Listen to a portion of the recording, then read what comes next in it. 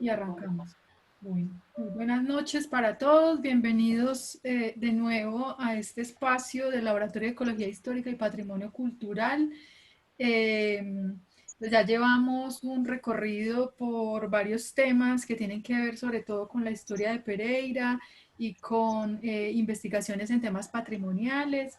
Hemos hablado del ferrocarril, hemos hablado de patrimonio arqueológico, hemos hablado de plantas. Y bueno, hoy tenemos también un nuevo tema muy relacionado con la historia de Pereira y que busca ayudarnos a comprender de una forma sencilla el significado de los hallazgos arqueológicos en la Catedral Nuestra Señora de la Pobreza. Muchos pasamos por ahí por la catedral, tenemos noticia de que ha sido reconocida por el valor arquitectónico. Los descubrimientos que hubo posterior al terremoto del 99 pues fueron muy significativos porque pues teníamos una imagen de la catedral muy distinta a la que tenemos hoy. Era una catedral que tenía un estilo arquitectónico completamente distinto. Para algunos ha sido un poco doloroso el cambio que tuvo. Muchos creen que la catedral está en obra negra porque piensan que, digamos que se acabó con el valor estético que tenía, pero el desconocimiento de lo que significó el redescubrimiento de la catedral posterior al terremoto, pues hace que tengan esa valoración. Entonces, pues de alguna manera la idea con esta conversa de hoy es que podamos entender un poco qué significó esos hallazgos, qué significó el terremoto del 99 para el avance en el conocimiento arqueológico de la ciudad y sobre todo los aportes que tuvo o que tuvieron esos hallazgos frente a de alguna manera, la demostración, por decirlo así, o con obtener evidencias materiales de lo que había sido por mucho tiempo una especie de teoría no confirmada de la preexistencia de Cartago en el territorio pues, de actual Pereira. Entonces hoy nos acompaña para eso Luz Marina Mora. Luz Marina Mora es parte del Laboratorio de Ecología Histórica y Patrimonio Cultural. Ella es antropóloga de la Universidad de Antioquia, lleva muchos años trabajando en varios proyectos de arqueología en Pereira, en la región, también ha estado en otros departamentos, en la costa, ha sido muy activa en temas de investigaciones arqueológicas. Ella ha estado muy relacionada con proyectos de rescate arqueológico en oleoductos y polioductos. También es experta en todo el tema de registro y clasificación de piezas arqueológicas y particularmente ella participó en todo el proceso de clasificación cerámica y después todas las piezas que se recuperaron en la Catedral Nuestra Señora de la Pobreza. La catedral en este momento tiene unas proyecciones de lo que sería un museo y de lo que sería pues convertir o poner en valor patrimonial todos estos escenarios que se redescubrieron pues posterior al terremoto, pero todavía son como una deuda que la ciudad tiene frente a esa historia. Creo que pues los recursos no se han facilitado, pasa un poco lo mismo con el Salado de Consota, donde de alguna manera están las intenciones, los proyectos, las ideas y están los recursos allí. El material arqueológico, por ejemplo, pues está en custodia del laboratorio, pero no tenemos todavía como una vía clara para digamos, disponer de estos materiales. Entonces, pues la idea hoy es que podamos conocer de qué se trata, que podamos sensibilizar a más personas frente a la importancia de tener un escenario adecuado para pues, que todos los peregrinos podamos disfrutar de este patrimonio y podamos verlo y podamos saber, pues más allá de esta exposición, pues que ustedes pudieran de alguna manera en un museo o en un lugar diseñado para la observación y el conocimiento ya de primera mano de esta historia de la ciudad. Entonces yo le doy la bienvenida a Marina, a ustedes, muchas gracias por estar aquí, por volver a participar de estas conversas y los dejo entonces con Marina, quien nos va a contar todas estas eh, pues todo lo que sucedió, qué significó la investigación, los hallazgos, y bueno, la idea es que ustedes vayan preguntando si quieren en el chat o si quieren al final podemos abrir un espacio para que puedan participar con voz propia. Marina, entonces muchas gracias, ya voy a compartir su presentación y los dejo entonces con Marina Mora.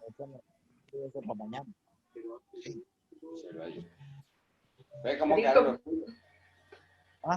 Te agradezco mucho. No sé quién está hablando por ahí, pero bueno. Bueno.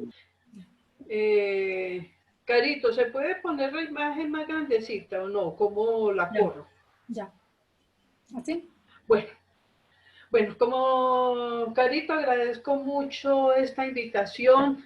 Me disculpan lo nerviosa que puedo estar, Máxime, que hay personas que saben mucho también sobre la catedral, como Marta Cecilia Cano, que de hecho fue la directora del proyecto que realizamos en estas instalaciones.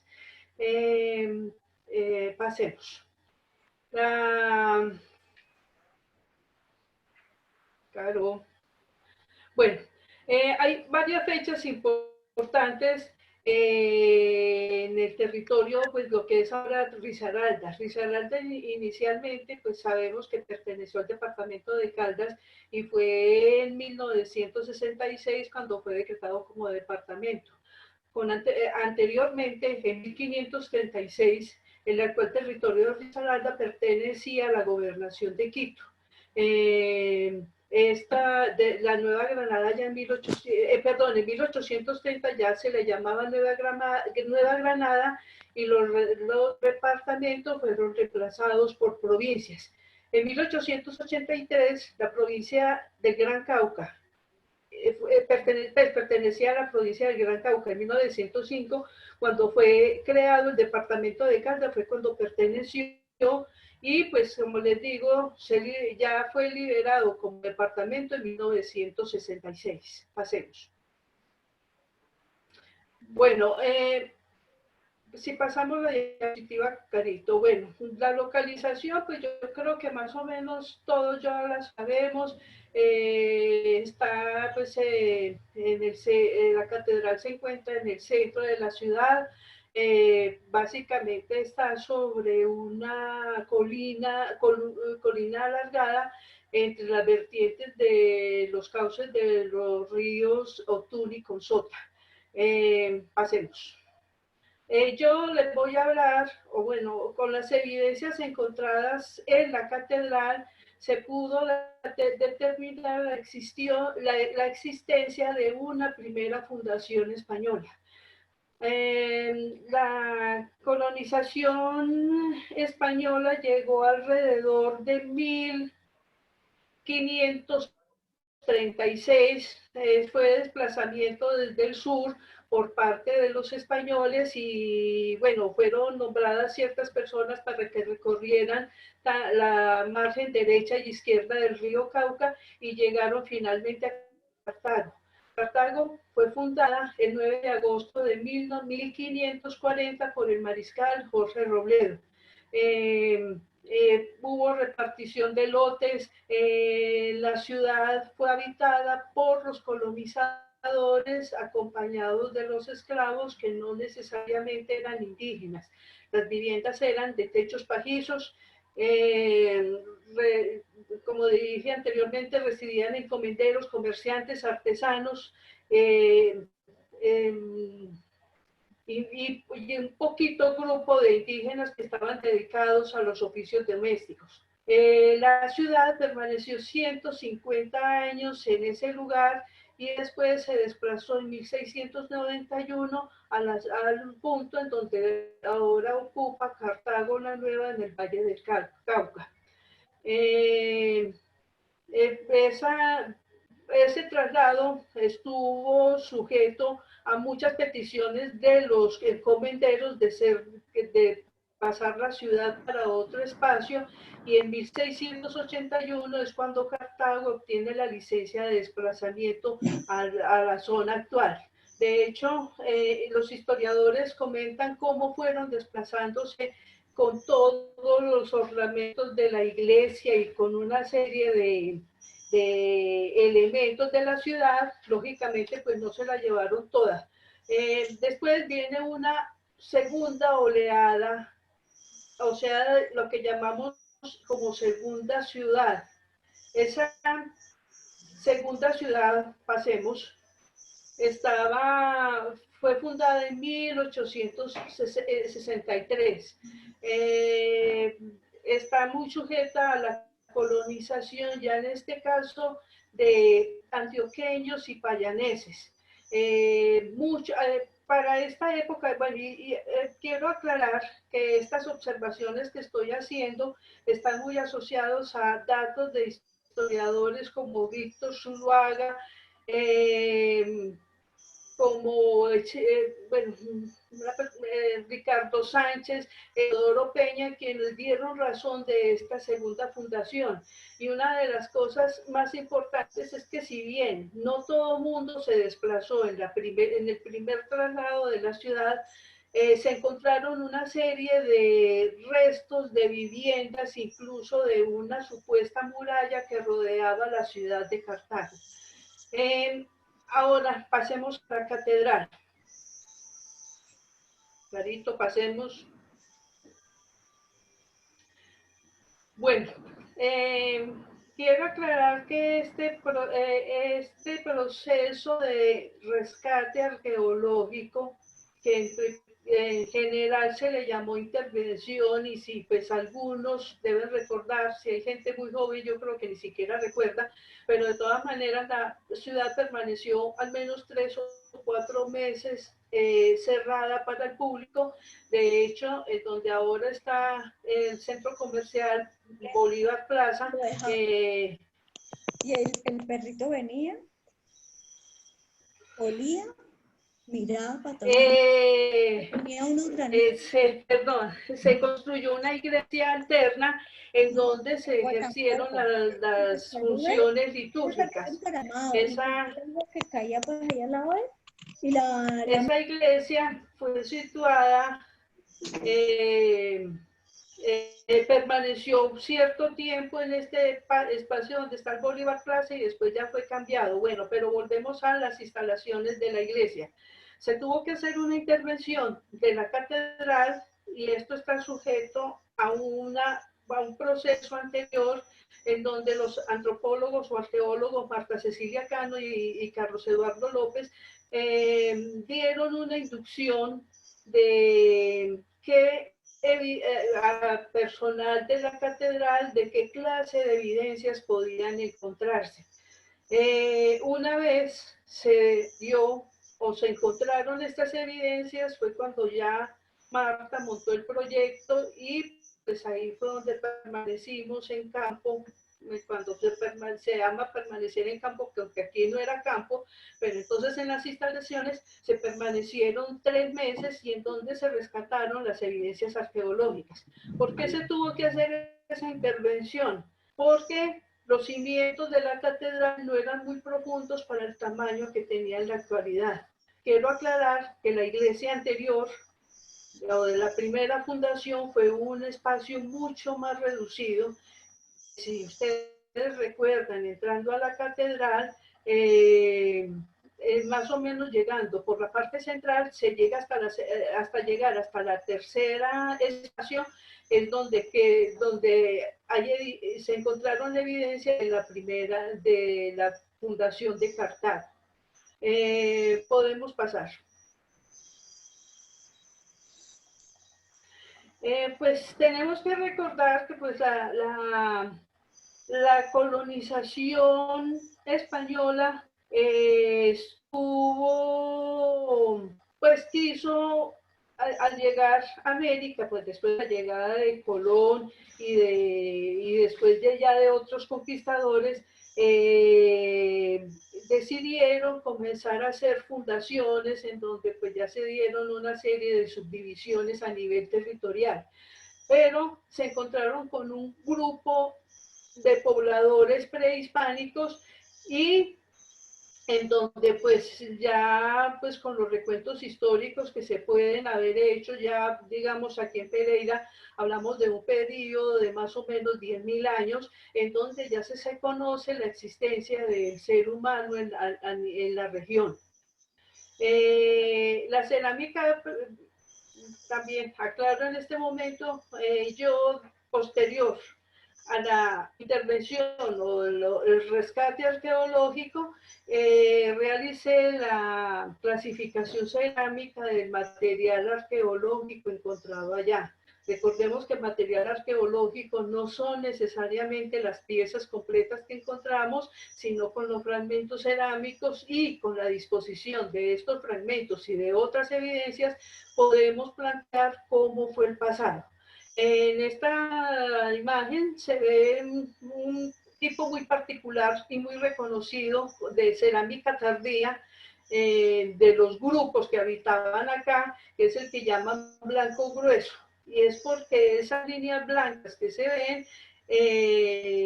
sobre un rojo o sobre el color rojo es grueso, al tacto se siente así. Ya en la otra imagen son la reconstrucción a partir de los materiales diagnósticos, de la cerámica diagnóstica, en donde uno puede reconstruir la forma de las vasijas. Pasemos. Marina, perdón, antes creo que el profesor Carlos quería hacer un comentario. No sé si tenemos a Carlos. Bueno, listo. Profesor Carlos levantó la mano. Bueno, parece que no. Entonces, podemos continuar. Bueno, antes yo quería hacer un comentario, recordarles un poco que lo que significó la catedral la catedral alterna, que fue en los predios donde hoy es ese centro comercial, también significó para los peregrinos una cosa muy particular, y es que el proceso de valoración de ese espacio fue inmediato, porque el valor estético y la construcción tan bella que logra el arquitecto allí, pues va a ser excepcional y va a generar un conflicto en la ciudad muy particular cuando va a tener que ser removido para cuando ya la catedral termina todo el proceso de reconstrucción, pues toca liberar otra vez ese lote porque la catedral estaba pensada para ser temporal, pero fue tal el proceso de admiración y de reconocimiento del carácter arquitectónico, de la estética, digamos que la técnica constructiva, que para muchos peregrinos pues fue motivo como de tristeza pensar que iban a retirar pues toda la catedral. Incluso hubo propuestas que planteaban pues que la reconstruyeran tal cual en otros lugares. Pues finalmente obviamente tenemos el resultado actual, que es un centro comercial, pero eso es pues la evidencia de cómo a veces el patrimonio, no, de alguna manera muchas personas tienen la idea de que el patrimonio cultural es algo antiguo o algo que hicieron los abuelos, y no necesariamente. A veces el patrimonio cultural se forma cuando hay un proceso colectivo de valoración de un bien que tiene un significado particular. En este caso, miren que fue espontánea la valoración que hubo de ese escenario. Muchas gracias, Marina. Entonces podemos continuar. Listo, sí. Sí, que de hecho es así. Hubo incluso imágenes que se sacaron de esa iglesia. No sé, ya yo por lo menos traté de buscar y no quedé con una de esas imágenes, pero incluso para los que no somos muy practicantes fue muy importante, y de hecho pues, se presentaba una arquitectura súper especial y muy regional. De hecho, hay una parte de anécdota de la construcción de la iglesia, y es que en el momento de la obra, en donde se estaban haciendo una serie de actividades, porque eran alrededor de éramos como unas 300 personas, hubo un día en particular en donde hubo desplazamientos de algunos obreros y de ingenieros para cortar la guadua, para construir esa iglesia alterna, que siempre permaneció como esos 3 meses mientras mientras estuvieron las instalaciones de la catedral cerradas. Podemos seguir. Entonces, bueno, aquí se siguen viendo imágenes de la cerámica prehispánica. También hay un proceso y una cerámica que se encontró, Carito, pasemos, que recordemos que yo hice esa clasificación que la llamé periodo de contacto de transición. Ese periodo de contacto es en el momento en donde se juntaron las dos culturas, hubo intercambio de una u otra forma, y en el caso de la cerámica se adoptó una técnica traída por los españoles, es la utilización del torno, que se utiliza muy actualmente a nivel de cerámica, que da ese movimiento rotatorio, y en donde en esta clase de fragmentos se alcanzaban a ver las estrías de su fabricación. Pasemos. Después hay otro periodo que lo llamo, sí, dime. Perdón, Marina, aquí una pregunta. Aquí estamos viendo pues, varias imágenes de unas reconstrucciones que usted hace. Además, pues Marina es muy buena en el dibujo técnico, pero me gustaría que nos explicara cómo es el proceso de usted ver un resto de este tamaño como lo estamos viendo y usted hacer la proyección para saber cómo pudo haber sido la vasija. ¿Ese proceso cómo se hace? Bueno, como dije inicialmente, casi siempre es de material diagnóstico. ¿Qué elementos pertenecen o se les puede catalogar como diagnóstico? Son los bordes de las ollas, igualmente los elementos decorados. En el caso de los bordes, se hace un dibujo a escala en papel milimetrado y una vez se tenga la dirección del borde, se puede calcular en una gráfica de semicírculos el diámetro que tiene la vasija y en ese sentido proyectar la pieza ya a una profundidad. De todas maneras, tiende a ser un tanto hipotético, pero también hay que tener en cuenta que se pueden asociar con toda la cerámica y ya con piezas completas y clasificaciones cerámicas que se han hecho en otras investigaciones. En este caso, cuando hablo, pongamos, del blanco hueso, estoy hablando de una clasificación que hizo una antropóloga, Karen Bruns, en donde estableció ciertos tipos cerámicos y les dio cierta periodización para la región. Particularmente se le llamaba quimbaya, aunque son grupos tardíos. Recuerden que cuando llegaron los españoles, si bien estaban los quimbayas, hubo también otro grupo de comunidades indígenas que se encontraban en la región. ¿Queda claro esto, Carito? Sí, Marina, muchas gracias. Bueno, entonces pasemos, adelantemos como otras dos diapositivas, por favor.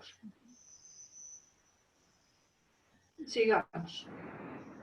Esto sigue siendo, y pongamos bueno, ustedes son buenos observadores, perdón, la imagen anterior.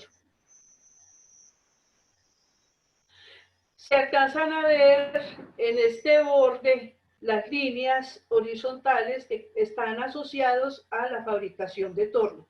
En este sentido también hubo otras formas que se proyectaron que en ese momento yo lo planteé como vasijas más ordinarias, con menos decoración y muchas veces asociados a alimentar grupos de personas mucho mayores. En cuanto a cantidad, porque ya estaban los colonizadores y pues ya, y lo más importante en esto era la utilización del torno para la fabricación de las piezas. Sigamos. Después hablamos de una cerámica foránea. Y aquí es donde comenzamos a darnos cuenta que hay evidencias de la llegada de los españoles. La cerámica porcelanizada, o digamos esta que son vidriada, por así decirlo, se comenzó a fabricar en Europa tratando de evitar la porcelana china. Entonces existen regiones como Liguria, como, bueno, en este momento en España no me acuerdo el punto, en donde se comenzó a hacer cerámica vidriada. Esa cerámica, bueno, hablamos de la primera, son fragmentos de lo que llaman botijas peruleras. Estas eran, con el tiempo fueron cambiando relativamente la forma y estaban destinadas para el transporte en tierra, pero también en el caso de los navegantes colonizadores, lo utilizaron también para transportar líquidos, aceites y granos. En la imagen de más abajo que vemos es una tipología cerámica que se denomina Sevilla azul sobre azul. ¿cómo se fabrica esta cerámica? Se hace primero la pieza, sobre todo se utiliza la arcilla como el caolín y se hace la pieza, se deja secar, se mete al horno y después se le adicionan los óxidos metálicos. En el caso del azul se le adicionó cobalto. Esto vuelve al horno y ya es cuando da ese aspecto de vidriado. En el caso de este Sevilla Azul sobre Azul, ese fragmento pertenece a un plato, a lo que llamamos ahora nosotros platos panos. Pasemos, Carolina. Aquí hay imágenes también de las vasijas, los bordes en particular de las botijas peruleras y vidriado en verde, que en ese caso la adición de óxido metálico fue cobre. Pasemos.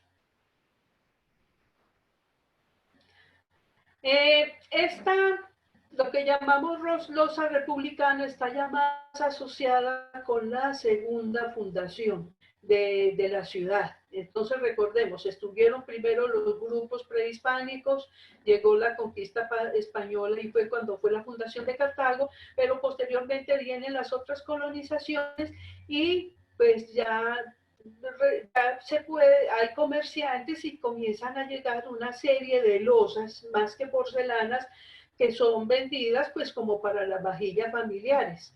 Creo que todos podemos recordar, o al menos en el caso mío, recuerdo las vajillas de colección que utilizaba mi mamá. Ella tenía más de 3, 4 vajillas diferentes y lógicamente pues no eran muy utilizados a nivel diario, sino que eran más bien utilizadas para las visitas. La imagen superior, en este caso de derecha, es una vasija que se le logró reconstruir.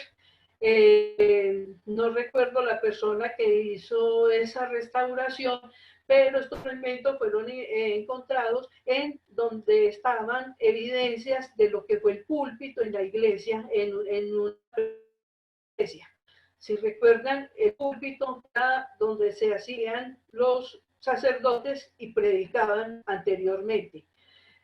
Hay otros estilos de losas como los románticos, que son los que están hacia la izquierda, otra tipología cerámica que se denomina azul diluido, o ya esta otra de la imagen izquierda inferior, en donde se muestra lo que se llama un tipo cerámico que se llama perware, que es que en términos generales es losa perlada. Continuemos.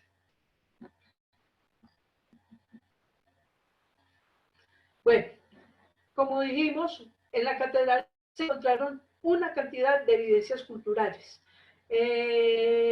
Fuera de encontrar cerámica, que después vamos a ver el croquis de la catedral para ubicar más o menos dónde se encontraron las evidencias, también se encontró vidrio.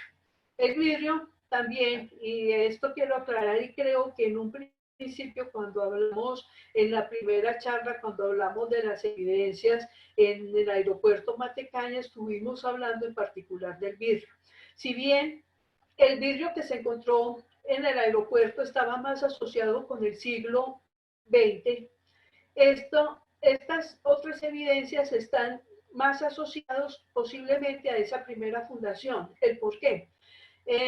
Ya en el siglo XX se utilizaba una forma de determinación de las piezas, o sea, la boca de la botella era en rosca. Y pues si recordamos botellas de aguardiente, muchas que se encuentran, pues, que conocemos en la actualidad, es lo que llama uno rosca. Hubo otras, como las de la cerveza, que son lo que llaman terminación en corona. Y si recordamos, habían, ya casi no, pero habían destapadores para quitar esa tapa que estaba sujeta al borde de la botella.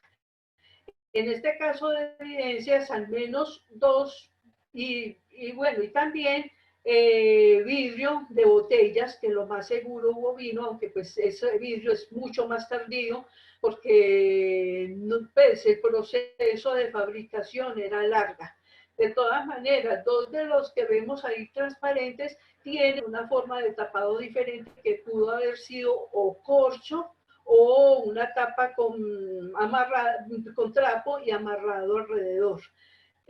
Hubo otra serie de evidencias a nivel estructural que se encontraron allí. En la del medio, en la primera imagen inferior derecha, se alcanza a ver una reconstrucción gráfica de dos muros que se encontraron en la primera, cuando entra uno a la catedral, en la primera parte. Estaban hechos de argamasa. La argamasa es mezcla de cal y supuestamente de carne de animal, o a veces carne humana. Se dice que en época colonial lo pudieron ser con incluso sangre de esclavos. Y también se encontraron una serie de estructuras en ladrillo. Esto está muy asociado, como les dije, a evidencias más recientes, o sea, más asociados a la segunda fundación, y por la presencia de ladrillos. Las primeras iglesias, como les dije inicialmente, fueron hechas con techos pajizos y casi siempre las paredes de bareque. Y también se encontraron varios pisos de la catedral. La catedral, en el momento que fue intervenida, ya había pasado por 4 o 5 cambios de pisos que estuvieron muy sujetos también a la clase de decoración que tenía la iglesia. Entonces, todas estas evidencias se fueron recopilando. Hay que también aclarar que en esta intervención participaron, no solamente participamos arqueólogos, sino también una serie de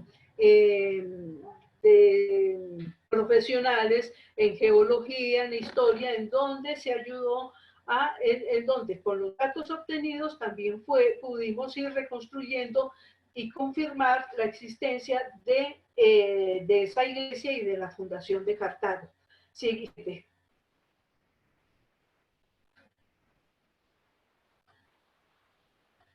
Carolina. Bueno, entonces aquí estamos viendo el croquis de la catedral. Hagan de cuenta, para poder tener un control de cómo se encontraban las evidencias, se contó con el croquis que se hizo a nivel estructural de la iglesia para ser intervenida en otra clase de obras. Entonces, los ejes norte-sur estaban nombrados del 1 al 4 y en los ejes oriente-occidente estaban marcados por letras. Fuera de evidencias arquitectónicas que las vemos en la parte de abajo, Carlos, si podés señalar. Exacto, por ahí. En el otro sector se comienzan a encontrar los restos óseos.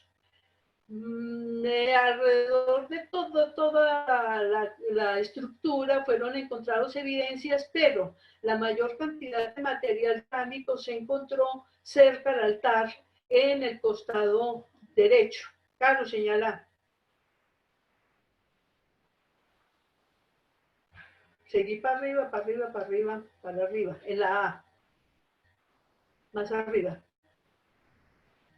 Para este otro lado, para el lado opuesto. Listo. Podemos seguir.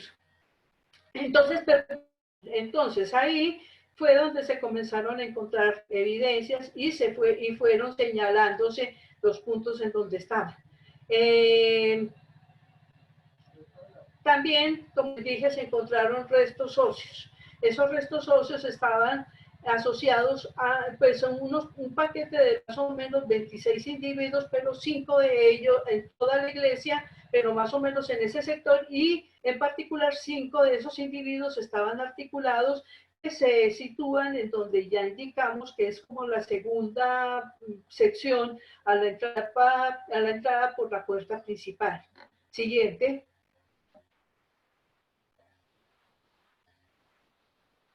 Ahí encontramos los individuos que fueron encontrados en ese sector central. Aquí hay uno en donde en donde parece que era una persona bastante alta y no cupo en el ataúd o en el hueco que se había hecho para la sepultura, entonces le tuvieron que abrir un nicho a la cabeza, pues para depositar la cabeza.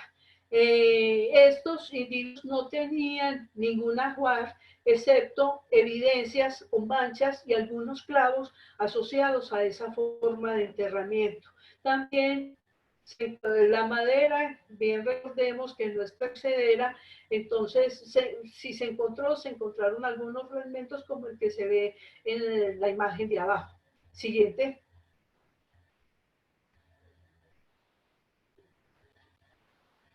¿Qué se sabe de esos individuos? Por al menos 3 de ellos. Bueno, estos recordemos que en antropología existen una cantidad de líneas a nivel de estudio de las evidencias.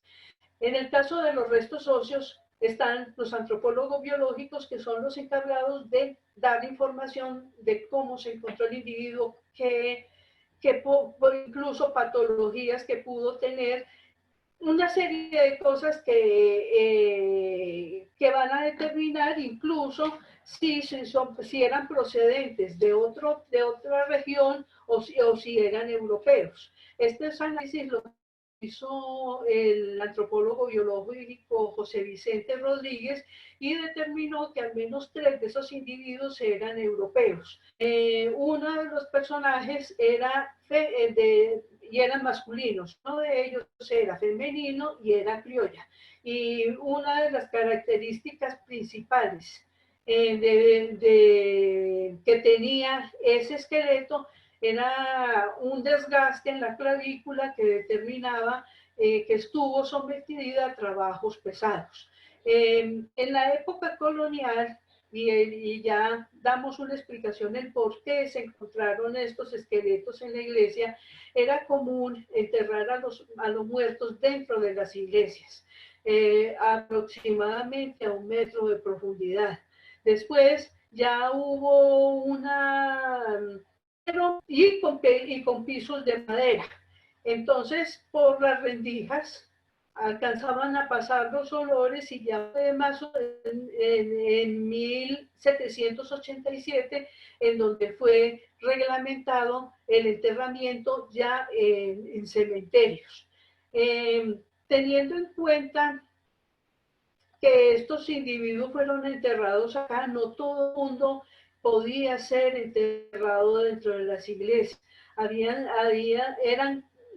un grupo de personas que no podían ser enterrados en los alrededores, pero no dentro de los recintos, como los suicidas, los locos, personas excomulgadas, feros, desconocidos, actores, criminales, entre otros. Una cosa muy importante que logró confirmar la existencia de ese piso de madera fue la parte estratigráfica, que a nivel de arqueología, cuando habla uno de estratos, es como un libro que muestra lo más antiguo hacia abajo, lo más reciente hacia arriba.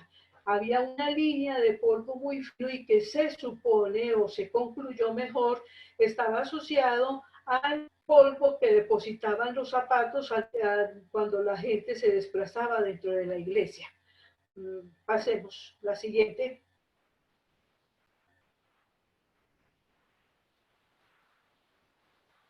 Siguiente. Bueno, estas siguen siendo evidencias. Aquí pues, como les digo, se están dando las características de las personas. Estos clavos todavía permanecen, los esqueletos también, y de hecho, aclaro que se han hecho una serie de estudios a nivel de tesis de grado asociados con el análisis de estos restos óseos, y la catedral, la parte de los osarios, tiene en un momento destinado ese espacio para ya depositarlos cuando ya no se pueden hacer más estudios. Siguiente. Ya contamos de estas evidencias. Siguiente. Bueno, ya esta última es, bueno, la gráfica, y a fin de cuentas, cuando uno hace una excavación encuentra carbón o materia orgánica en descomposición. Esa clase de evidencia se recoge y es el que va a servir para poder fechar la existencia y confirmar la pregunta hecha por el antropólogo. En este caso, pues una de las preguntas primordiales era saber si había estado ahí Cartago. Esta fecha de Cardeón nos aproximó a una fecha muy particular que fue 1640, que está dentro del rango de existencia de la ciudad de Cartago. Yo creo que ya con esto termino, pues si hay preguntas, disculpan de pronto el desorden, pero traté de abarcar lo que fue ese con todo. Muchas gracias, Marina. Yo sí tengo varias preguntas mientras se animan los asistentes a preguntar, y es, ¿cómo logran conservarse esos restos pasado tanto tiempo? ¿Por qué logramos encontrar restos óseos también conservados? Fueron 5 de 26, pero es muy significativo que estén tan completos. Sí, Carito, mira, una de las cosas más importantes es que el comentario que hice anterior, lo que fue el recinto de la primera fundación, o lo que fue la iglesia de la primera fundación, no tiene, el tamaño era mucho más pequeño. De hecho, se plantea que incluso la entrada era por la carrera séptima. Entonces, ya después en la segunda fundación fue cuando comenzaron a comprarse lotes, y eso fue lo descubrió el historiador, se me escapó el nombre en este momento, no, Sebastián. no, Álvaro Acevedo, en donde consultando archivos notariales y de todo, pues llegó a la conclusión, pues ya pudo ver del espacio que tiene actualmente la catedral, fueron comprados lotes donados por la población para llegar al tamaño que tiene en la actualidad. Pero entonces, volviendo a la iglesia antigua, esa iglesia antigua fue mucho más pequeña, y el por qué se conservaron, porque hubo algo que los cubría. Hubo techos y no hubo no estuvieron tan sujetos a la intemperie. Nosotros sí encontramos restos óseos como en el límite, lo que era la antigua iglesia, pero esos estaban en mucho grado de descomposición. Habían recibido agua, posiblemente heladas, muchas cosas. Entonces, por eso la conservación de esos individuos mientras estuvieron en la iglesia. De los que están entonces sujetos a esa primera fundación. Ya. ¿Tenemos alguna explicación de por qué el enterramiento era con los pies hacia el altar? ¿Había alguna explicación religiosa o práctica alrededor de eso? No se ha logrado confirmar. De todas maneras, incluso a nivel arqueológico, cuando se trabaja en estructuras funerarias, aunque los suelos de aquí no permiten la conservación mucho de los huesos, siempre también se les ubica la dirección del humano, la cabeza sobre todo. Pero, pues yo al menos no conozco, no sé realmente cuál es la necesidad de que sean enterrados. Creo que, digamos, en el caso, si fueran sacerdotes, casi siempre los enterraban en esa dirección, que miraran hacia el altar, o que la cabeza estuviera más cercana hacia el altar. Pero no hay una noticia. Bueno, y pues si alguien se anima a preguntar, bien puede levantar la mano y abrir el micrófono. Yo tengo muchas preguntas. En el caso, por ejemplo, hemos tenido evidencia del hallazgo de los restos, o una cajita con el nombre de Remigio Antonio Cañarte. ¿Qué pasó ahí? Bueno, eso también, recordemos, está asociado a la segunda fundación.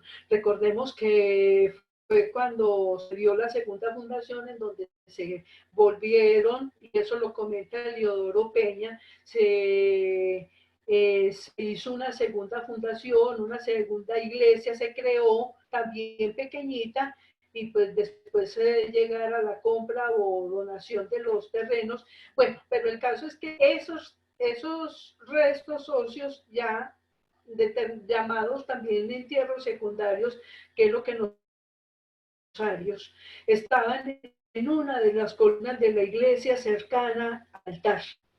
Y logramos confirmar que era de este sacerdote, porque incluso estaba marcada la cajita.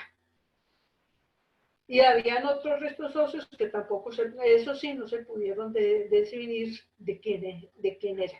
¿Quién era? ¿Y qué ha pasado con todos esos objetos? ¿Cuál es el estado? Incluso la cajita, por ejemplo, yo sé que puede uno visitar en la parte de abajo un espacio muy bello que armaron allá para las, ¿cómo se llama? Fundadores. Donde están los restos en la catedral, el osario es que se llama, ¿cómo le dicen? Entonces, ¿qué Sí, pasa eso lo con los llaman. objetos? Tanto como los que usted nos acaba de mostrar, los restos óseos, más los que están allá. Bueno, los de Cañate quedaron allá. De esos no hubo mayor análisis, creo que fueron directamente a uno de esos osarios que están en la parte de abajo, en donde estaría pues la parte de los fundadores. Como los elementos óseos todavía no se han llevado a su destino final. Y eso está sujeto porque pues todavía muchos estudios que se puedan hacer a ese nivel.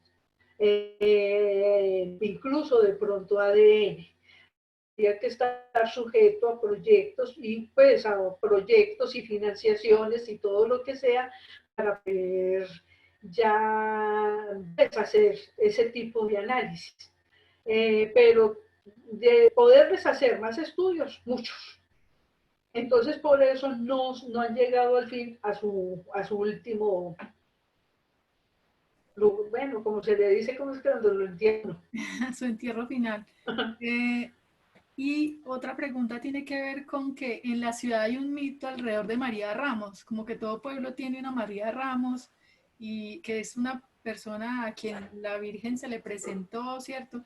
Y pues la María Ramos muestra, cuenta que la historia que lavaba el lienzo, lavaba unos trapos de que unos padres le habían regalado y entonces ella se le presentó la Virgen en ese lienzo y de allí viene la historia de la Virgen de la Pobreza y entonces pues por mucho tiempo se pensó que los restos óseos encontrados relacionados con una mujer que usted nos contó ahorita que era eh, que era una mujer que tenía un desgaste, al parecer pues era criolla, ¿cierto? Esa relación ya se estableció, ¿en qué va esa historia?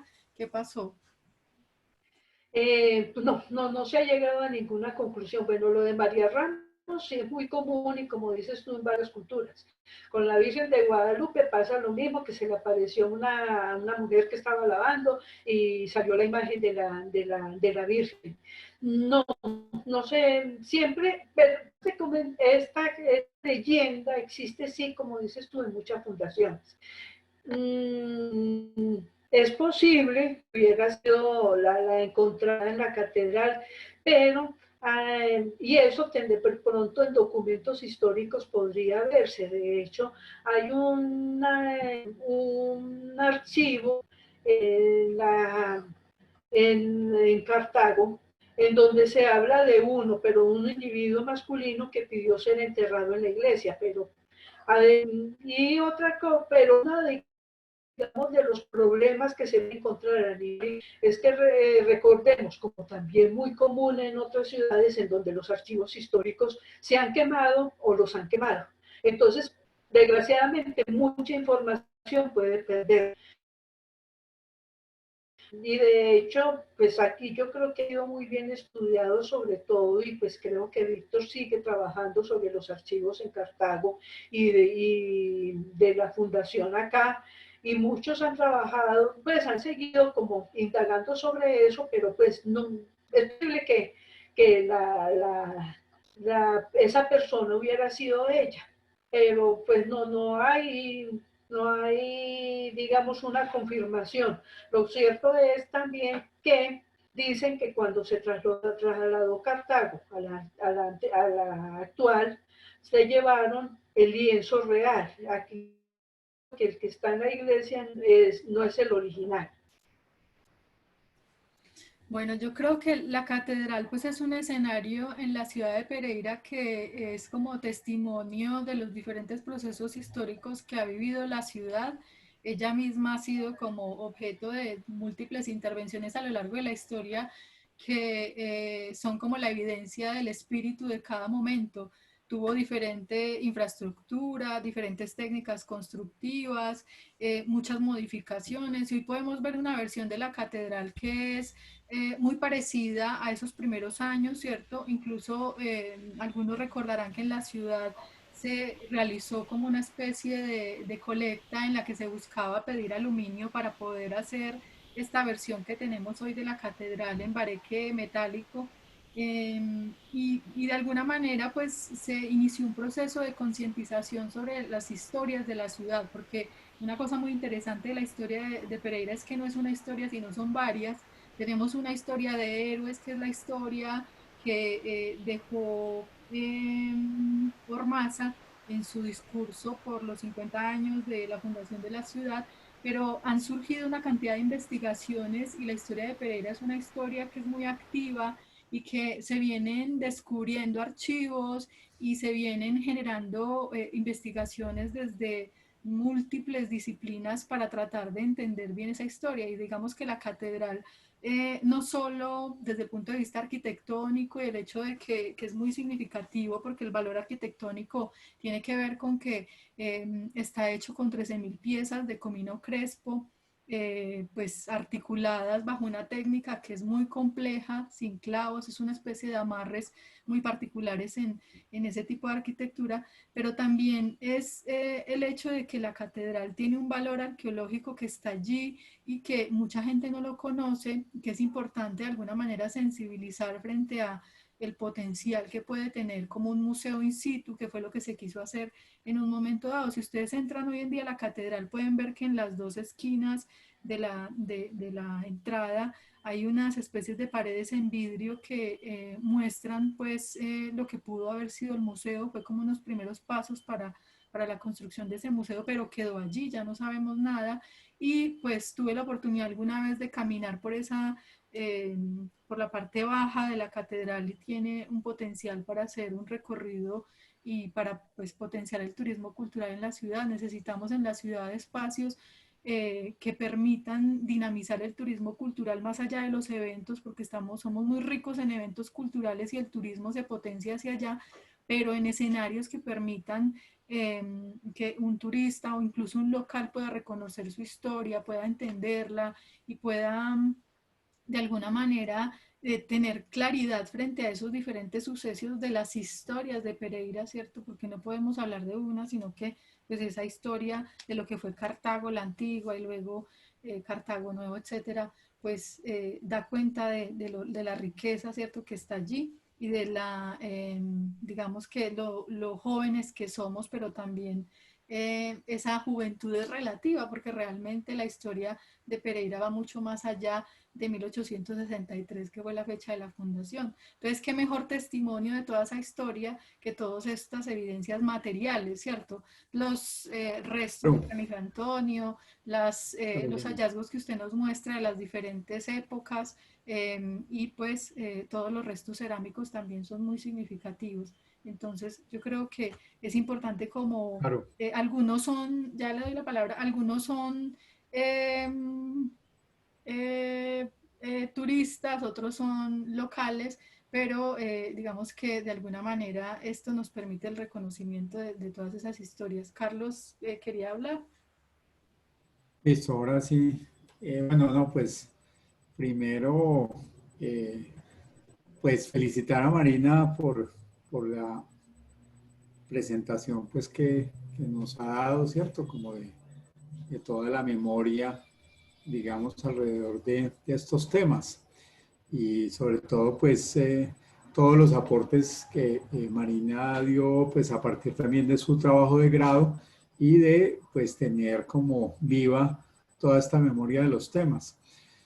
Aquí un poco pensando es simplemente para que hagan un cálculo en últimas, todo lo que contó Marina y todo lo que se ha logrado, se logró con 20 millones hace 20 años. O sea, pónganle lo que eran 20 millones hace 20 años.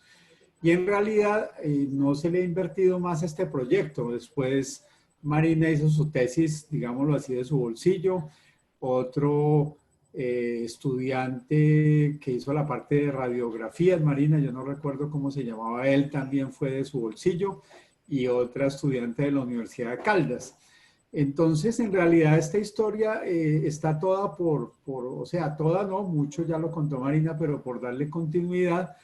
Y nosotros pues no hemos buscado más financiaciones porque también hemos estado en otros proyectos, ¿cierto? En otros temas, pero efectivamente, pues para el turismo de la ciudad, lo que tú estás diciendo, para la historia de la ciudad, este es un tema muy importante al cual hay que invertirle, ¿no? Invertirle, imagínense, es que, pues les insisto eso, 20 millones en 20 años, ¿sí? O sea, es casi que irrisorio, ¿no?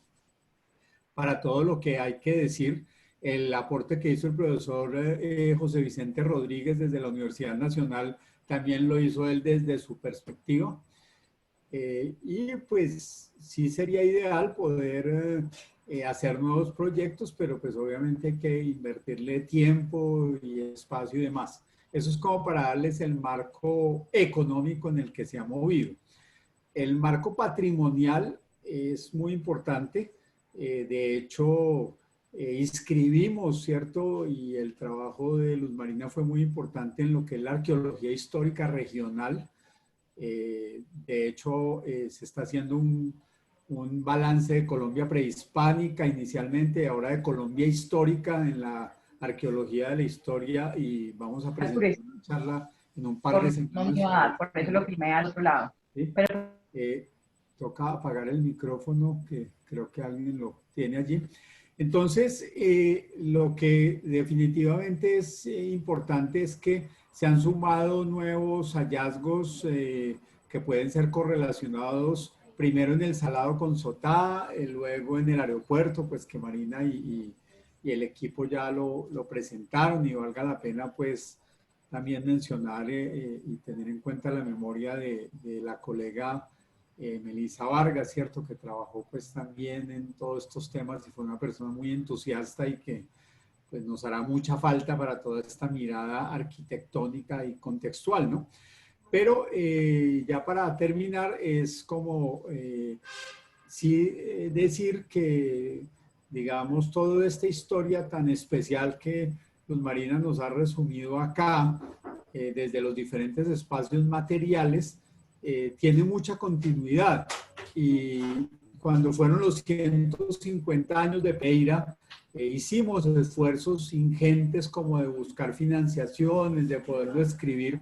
Desafortunadamente no se logró avanzar mucho, por no decir nada en ese mismo momento, pero sí creo que, y ojalá pues Luz Marina nos siga aportando, ¿cierto?, con toda esa memoria y ese conocimiento que bien ha planteado. Entonces, muchas gracias, Luz Marina, por tu presentación, y como para dejar esa claridad de que ha sido más el esfuerzo en realidad que todo lo que se ha podido pues aportar en términos económicos a este proceso. Gracias. Gracias, Carlos. Una cosa que quería aclarar, si quieren profundizar más sobre temas de la catedral, existen varios textos, incluso, bueno, hay uno que se llama Encuentro con la Historia, Catedral Nuestra Señora de Pereira, que es de esta colección Clásicos Pereiranos. De esto ya no existen números, pero digamos en el Banco de la República, en la biblioteca, en el Luz y Tejada, es posible todavía encontrarlo. Existe otro texto que se llama Memoria, Patrimonio e Identidad, Catedral Nuestra Señora de la Pobreza. Es posible que a la entrada de los osarios, en donde hay una oficina, de pronto pueda conseguirse todavía libros, esta edición, pero pues ya no aseguro. Marina, y sí, como dice Carlos, todo. Sí. Le hacen una pregunta respecto a eso que está comentando, y es si tiene algunos datos de documentos de cronistas de la conquista y la colonia que pueda dar. Mira, en el texto de Víctor Zuluaga, Bueno, más que la catedral es de la historia de Cartago. Hay textos de Jorge Robledo, aunque pues esos deben ser consultados en archivos históricos. Cieza de León fue uno de los principales cronistas españoles que escribieron sobre esa primera llegada de los españoles a la región. Está también Aguado, pero pues son ya crónicas que hay que buscarlos en archivos más especializados. De hecho, ahorita que mencionaba Víctor Zuluaga, él ha tenido que desplazarse hasta España para poder mirar ciertos archivos, porque pues no son fáciles de conseguir aquí y recordemos lo que dije anteriormente, que ya hubo una pérdida de archivos por un incendio. Entonces, en Cartago se siguen encontrando también muchos documentos, pero entonces ahí ya sería la pregunta concreta que uno quiere hacerse y pensar a buscar, porque esos documentos fueron escritos como especie de diarios, entonces pueden hablar de muchas cosas, entonces ya son preguntas que uno se quiere hacer. De hecho, aquí doy un ejemplo, cuando yo leía Juan de Castellanos. Juan de Castellanos es otro de los cronistas españoles que escribe en verso. Me remití más a él, fue porque me gustaba que fueran en verso. Y yo me hice preguntas más muy concretas. Quiero mirar cómo describe la vegetación o cómo eran los enterramientos. Entonces, casi toda investigación, toda indagación que se vaya a hacer es buscando, digamos, teniendo una pregunta concreta. De hecho, a nosotros en arqueología, pues ya no se pide la licencia, sino que ya es otro trámite diferente. De todas maneras, son muy exigentes en la pregunta que uno quiera hacerse para ser respondida con lo que uno va a investigar. Bueno, y le preguntan también que para hacer guianza museológica, si han contemplado la posibilidad para vincularlo a un recorrido cultural. Pues es posible que sí, pero aquí el cuento también es una anécdota y es que pues uno lo hace con gusto, pero hay veces que la gente que frecuenta la iglesia no le gusta. Y recuerdo cuando estuvimos con el director de la red de museos de Risaralda, fuimos él y yo, y pues yo le estuve hablando sobre pues todo lo que había sido el proceso, pero pues estando dentro de las instalaciones de la iglesia, hasta que llegó una señora y nos regañó que porque era para orar, no para hablar. Entonces, pero sí se podían programar en su momento, pues de hecho ya en más una ocasión, y creo que contigo alguna vez fuimos con estudiantes a hacer la visita y pues sí, digamos en lo físico sería también muy bueno porque es que ahí es donde uno entiende las cosas. No, y en este momento, pues muchas operadoras turísticas hacen el recorrido. Lo que pasa es que, digamos que el diseño interno del museo que se trató de hacer in situ no está disponible todavía porque no tiene las condiciones aún para hacerlo, pero sí está dentro de una proyección o sea, se tiene proyectado un museo in situ, hay un avance significativo, pero todavía faltan recursos para terminarlo de gestionar como realmente un atractivo turístico museo. Bueno, yo les agradezco muchísimo a todos por participar de nuevo en este espacio del Laboratorio de Ecología Histórica y Patrimonio Cultural. A Marina, muchas gracias y a todos pues los que comentaron, a Carlos y a ustedes pues buenas noches. Gracias, Carito. Muchas gracias.